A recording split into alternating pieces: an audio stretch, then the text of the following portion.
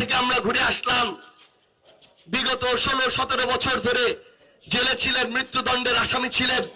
তিনি নিজে একটা গুরুত্বপূর্ণ কথা গতকালকে বলেছেন, জুলাই ছাত্র গণঅভ্যুত্থানের সবচেয়ে বড় সুবিধাভোগী আমি, আল্লাহ আমাকে মৃত্যুদণ্ড থেকে বাঁচিয়েছেন।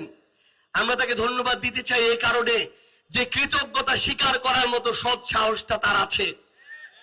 আমরা বিএনপিকে বলতে চাই, এই ধরনের যে মানুষগুলো আছে যারা ভারতীয় আধিপত্যবাদের বিরুদ্ধে লড়াই করেছে, কথা বলেছে, জুলুমের শিকার হয়েছে, এখনো কৃতজ্ঞতা স্বীকার করে, যাদের মন্ত্রী হওয়ার কথা ছিল তাদেরকে কিন্তু আপনারা স্পেস দেন না, এমপি বানায় রাখছেন।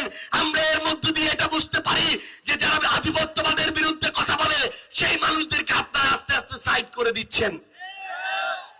প্রিয় বিএনপি, মনে রাখবেন, আগামীর বাংলাদেশের লড়াই হচ্ছে আধিপত্যবাদের বিরুদ্ধে লড়াই।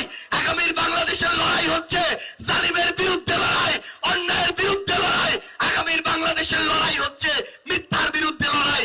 এই লড়াইয়ের আপনার দলের যাদেরকে আপনি সাইড করবেন, আপনার পতন তত দ্রুত হয়ে যাবে।